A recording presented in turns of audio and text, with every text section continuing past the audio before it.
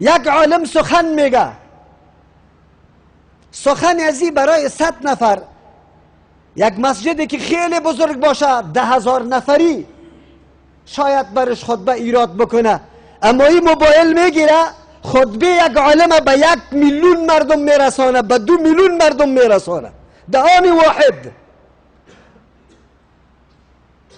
و اینترنتی که به این موبایل وصل است، کدام اینترنت است، در چی استفاده شده و ما و تو در چی استفاده میکنیم؟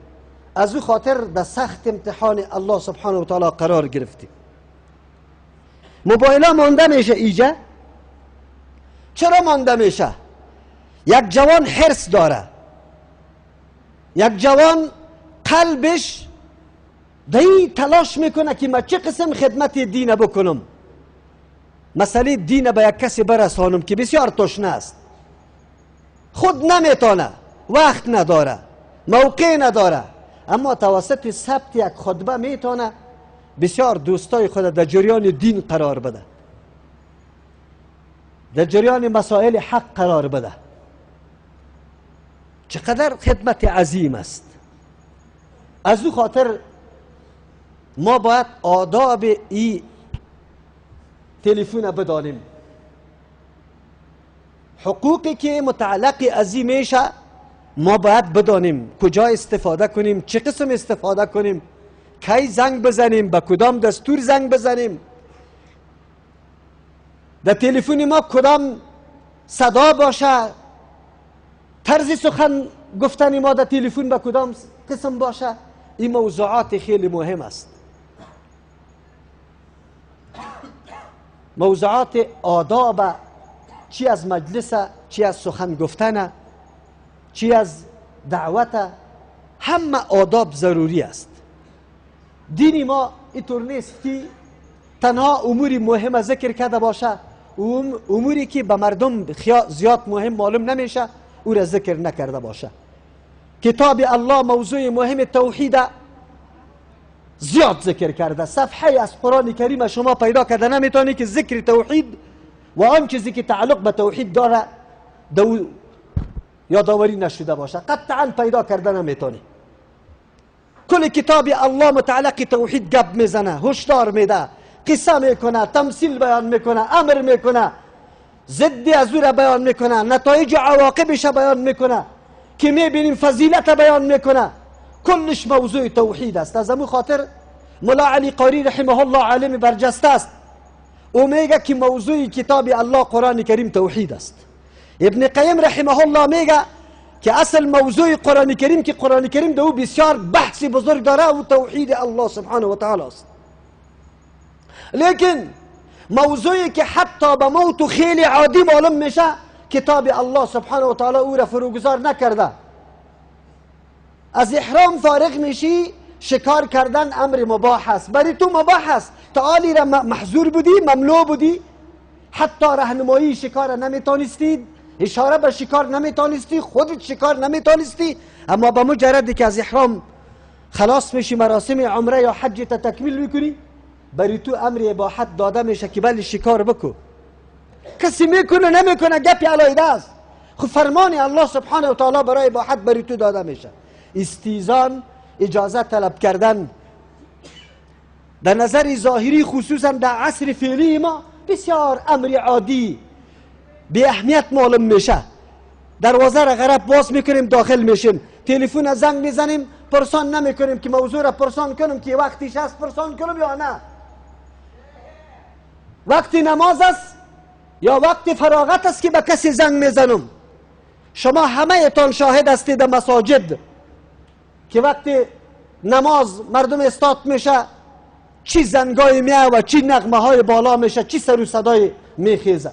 این کلش از است که ما این امور بسیار به اهمیت میدانیم، حتی خود نفهماندیم، در حالی که در قرآن کریم موضوع استیزان بحث بزرگ مفصل وسیع برش ذکر شده که ما وقتی میریم در خانه کسی چه قسم اجازت طلب بکنیم، داخل شویم نشویم داخل، چه اموری برای ما مناسب و ضروری است که او را رعایت بکنیم. کلش این همه امور برای خوبی و راحت زندگی تو، برای از اینکه فحشا از بین بره، مقدمت فحشا از بین بره، زنا از بین بره، چیزی که مفضی به زنا بشه او هم از بین بره. الله سبحانه و تعالی در زندگی ما خیلی اموری که در نظر تو خیلی حقیر معلوم میشه، امور هم فروگذار نکرده، او را بر ما بیان کرده. در حدیث رسول اکرم صلی الله علیه و سلم اگر از یک طرف موضوع نماز ذکر شده و بزرگترین گناه، سختترین گناه، خطرناکترین گناه شرک ذکر شده، در پالویش آداب استنجا هم ذکر شده، آداب قضای حاجت، آداب الخلا کتاب داره در کتاب های حدیث. از این خاطر ما یک تعداد دوستا را که وقت موضوعات برش پیش میکنی برش میگه، بری تو میگه که این موضوعات فروعی است، قابل بحث نیست. ما بسیار تعجب میکنم که عالم باشی، از مزایای دین آگاهی داشته باشی، لیکن بازم مسئله را طوری وانمود میکنی که این قابل بحث نیست، قابل عمل از این قدر اهمیت نداره، اگر فروگذارم شوه هیچ گپی نیست. بله، با کسی که به اعتناب به دین اسلام باشه این گپا هیچ است، راستیم. ولی با کسی که او نجات و سعادت و کامیابی خوده در تابعداری مکمل رسول اکرم صلی الله علیه و سلم، در خرد و بزرگ، در اهم و غیر اهم، در همه چیز میدانه، برای از او همه مسائل مهم است، همه مسائل مهم است. تلاش میکنه، نماز جمعه آمده تلاش میکنه رسول اکرم صلی الله علیه و سلم چه قسم ترغیب داده، چی وقت بروم، چی بکنم، هنگامی ورودم در مسجد کدام دعا را بخوانم، چی فرمایش برام داده شده، و دنبال میکنه. از صبح جمعه و دنبال میکنه سنت های رسول اکرم صلی الله علیه و سلم در روز جمعه کدام است، برای تحقق از او، برای تعمیل از او کوشش میکنه، محنت میکنه. و اصل کامیابی دمی است، بدون از این کامیابی وجود نداره. از او خاطر موضوع آداب تلفن بسیار مهم است که ما باید یاد داشته باشیم. تلفن نعمت عظیم است، بسیار کارا میکنه. بزرگترین تجارت ها توسط تلفن به سر میرسه. بهترین علاقات چی از خوشی باشه چی از غم باشه، صحنه ها را امی تلفن برات میرسانه، به دوستیت، به غمخوریت.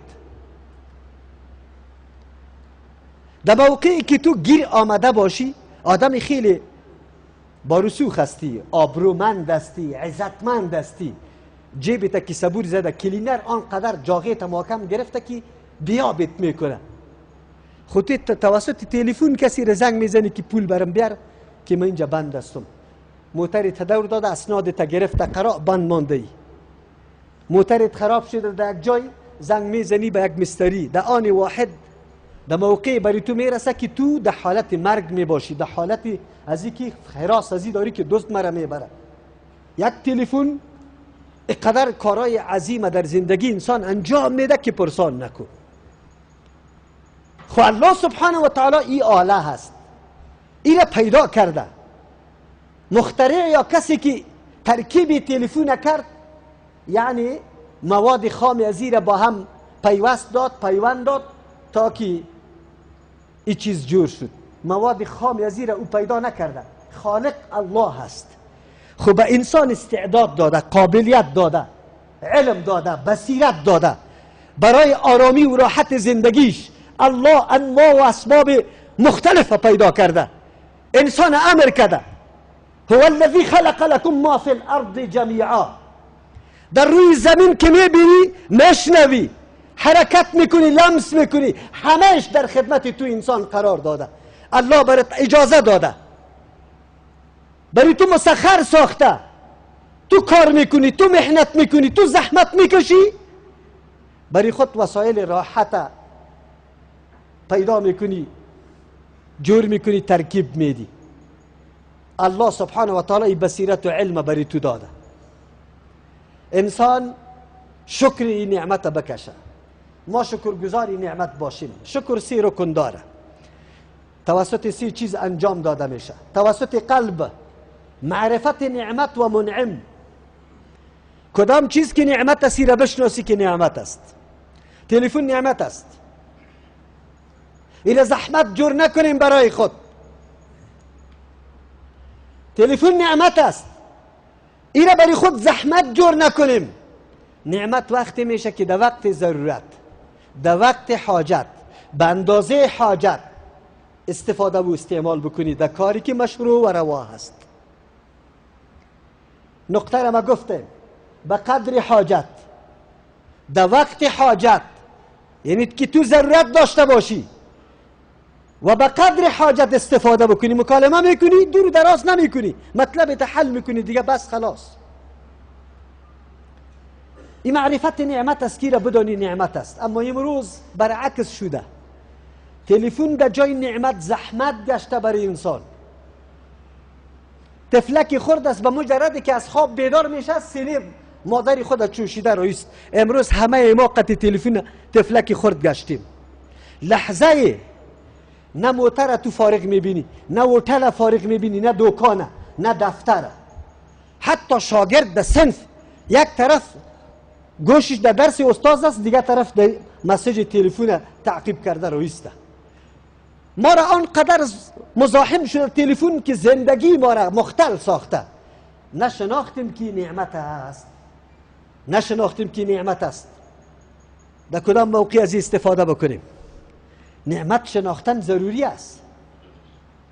خود نعمت آدم بشناسه. این نعمت از طرفی کی است؟ منعمش بشناس. در دنیا کسی که تلویزیونه، کسی که اینترنت، کسی که شبکه ها را ترکیب داده، جور کرده، مردم از او ستایش میکنه. جایزه ها برش داده میشه، جایزه نوبل برش داده میشه. در جهان یک روز به نام از او نام نهاده میشه، روز فلانی خان، برای بزرگداشتی از او. ولی در حقیقت درک نکرده که منعم حقیقی کی است. کوتاه‌فکری انسان بس اوقات انسان وادار به این میسازه که مخلوق نعوذ بالله قابل تعظیم بدانه و خالق فراموش بکنه. این از کوتاه‌فکری انسان میشه. انسان باید فکر عمیق داشته باشه، بدانه، درک بکنه که نعمت از کجا است. اگر ما یک ریل کلان که چندین صد خانه برش پیوسته است، یک سر و آخرش میبینی دور و دراز، کلش مال بار است، به تنها مال بار است، و یک دریور ما ببینیم که در ماشین نشسته است جلو در دشتی است. اگر ما کوتاه فکری بکنم فکر میکنم امو آدم بسیار قوی آدم است که این قدر خانه های ریل قطی خودونه دوانده رایسته. در ظاهر آدم سی بکنه امو شخص فکر بکنه که بله امی آدم است که این قدر وزناره و این قدر خانه های ریل قطی خود کش کرده رایست. لیکن اگر کمی تأمل بکنم دریور هیچ چیز نیست، قوت در دیگه چیز است. یک کمی نظر میکنی امو ماشینه، امو خانه که در پیش قرار داره او را خیلی صاحب قوت و قدرت میدانی که خانه های دیگر قطی خود کش کرده رایست. لیکن اگر عمیق فکر بکنی امی ماشین ساده وسایل است، نمیتونه قوت بده در حرکت بیاره. بعد از او تلاش میکنی فکر میکنی که والا در ای تیل است، او در ماشین میره بخار میکنه در حرکت میاره. خیر تیل بهترین قوت است، تیل خوب چیز است. نه، ای تیل کی پیدا کرده، از کجا پیدا شده، ای قوت کی دیش انداخته؟ اگر فکر عمیق داشته باشیم میدانیم که این استعدادی که دریور در ماشین نشسته است، این استعدادی که این ماشین جور شده، فکرش کار کرده که اینمی قسم چیز جور بکنیم، هر قدر وزنای دیگر را پشت سر بسته کنیم حرکت میکنه. درک میکنی که ذات هست که خالق انسان است، مالک انسان است، معلم انسان است. ذاتی هست که مرا تعلیم داده، برای من استعداد عطا کرده، قابلیت عطا کرده. من توانستم که اینمی ترکیبات به وجود بیارم و این قسم نعمت عظیم در دست بیا. منعم آدم بشناسه. در قلب این موضوعی است که به قلب تعلق داره. نعمتم بشناس که از جانب الله است، الله برم داده. منعمم بشناس. قارون جور نشو، انما اوتیته علی علم عندی، نگویی ای گنجا و ای دارایی و ای سرمایه ای از محنت خودم است، زحمت خودم است. امروزم بسا مردم غافل امی گپ میزنه و امی فکر میکنه که تلاش خودم است، محنت خودم است، زحمت خودم است. فهم کی برات داد؟ در تجارت که کامیاب شدی فهم کی برات داد؟ طیاره جور کردی فهم کی برات داد؟ قابلیتی که پیدا کردی فهم کی برات داد؟ منعمه باید بشناسی که الله سبحانه و تعالی است. وقتی نعمت از الله است، دادم الله سبحانه و تعالی از تو چیزی مطالبه میکنه، نه برای خود، برای تو. الله حاجت نداره، الله صمد، از همه مخلوق و همه کائنات او صمد است، احتیاج و ضرورت به کسی نداره، کلگی محتاج از اوست. تو را نعمت داده برای استفاده تو، برای راحت تو، که استفاده درست بکو.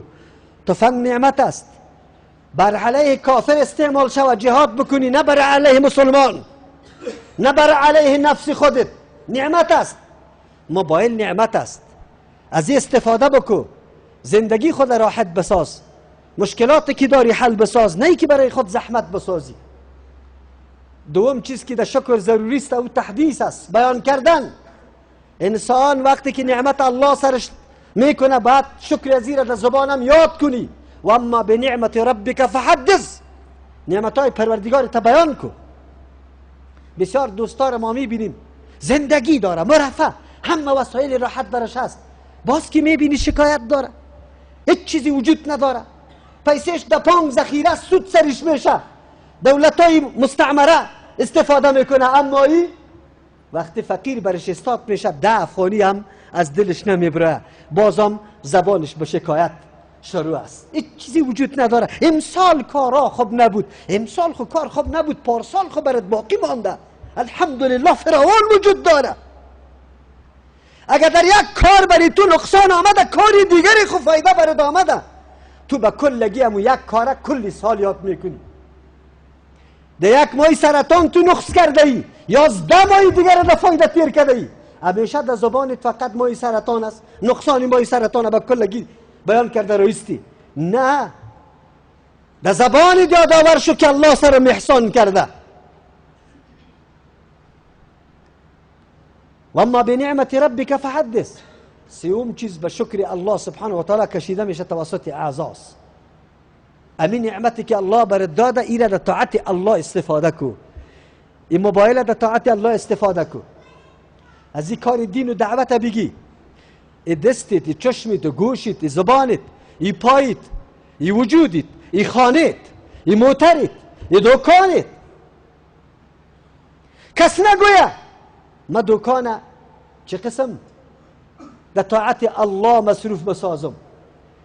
دکانی تا در جای ازی که موسیقی را مانده، هتل از موسیقی را مانده که مردم بیا نان بخوره، توسط موسیقی تو نان پیدا میکنی، دکانی تا توسط موسیقی مشهور میکنی، عکسای لچ زنا را نصب کرده ای، بوتا را نصب کرده ای که ترویج شوه، فایده پیدا بکنی.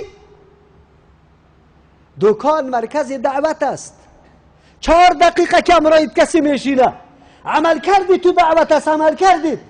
یک شخصی پیشت مراجعه میکنه، برش میگی که برادرم من چنه را یاد ندارم، زبان بازی را یاد ندارم، فریب نمیکنم، من نرخی برات میگم که ضمانت میکنم، مالی برات میدم که قطعا غش فریب نباشه. دعوت است. و آدم 10 سالم تیر شوه، اینقدر اعتماد پیدا میکنه که محض به دست یک کسی برات اول روی میکنه مال روان کن، خود دیگه نمیاد. فضای اعتماد تو برابر کردی. دکانت مرکز دعوت دین بود، شناخته میشه که تو کیستی. موترت، هتلت، هر مرکز دین جور میشه که اگر به شرطی که ما در طاعت الله سبحانه و تعالی او را استفاده بکنیم توسط اعضای خود. موبایل هم یکی از نعمت هاست و تو ممتحن هستی، از جانب الله سبحانه و تعالی برات امتحان میشه که چه قسم استفاده و استعمال میکنی، در کجا استعمال میکنی، طعن و لعن میفرستی، مسائل قومیت و حزب و گپا را دامن زده رویستی. مصروف است، مردم مصروف است. صفحات اجتماعی را باز کنی به الله قسم غیر از کفرگویی هیچ چیزی دیگری دیده نمیشه. و کسایی که ملحد است صفحات اجتماعی داره الحاد پخش میکنه، از واخ گیله نداریم، واخو قابل از این نیست که برش نصیحت بکنیم، واخو پاچه را برزده تصمیم گرفته ارادهش است که الحاد نشر بکنه. اما تو مسلمان، تو جوان با عزت و آبرومند مؤمن، تو صفحه مردار نساز، نجس نساز به قومیت پرستی، به تنظیم پرستی، به نشر عکسای لچ، به نشر مقوله های زشت و نادرست و ناروا، به دو دشنام و طعن و لعن. این صفحات تا بی ارزش نساز، پر از گناه نساز که باقی میمانه، این باقی میمانه در صفحه. اطمینان داشته باش کدام کلام نشر میکنی، کلام حقیقت داره یا نه، فایده مند است. اگر کسی را مطالعه بکنه فایده میبینه یا نمیبینه. از او خاطر انشاءالله در جمعه های دیگه آداب زنگ زدن، آداب نشر کردن، آداب تلفن و مکالمه، این گپا را باید ما بدانیم. چرا از این نعمت استفاده عظیم بکنیم. این نعمت واقعا ذریعه نجات خود قرار بدیم، ذریعه سعادت و نیکبختی خود قرار بدیم. صفحات عمر خود ما مثل که ملائک پر میکنه از اعمال نیک، ما خودی ما این صفحه خودی ماست، در دست خودی ماست، ایرم پر بکنیم به اعمال نیک،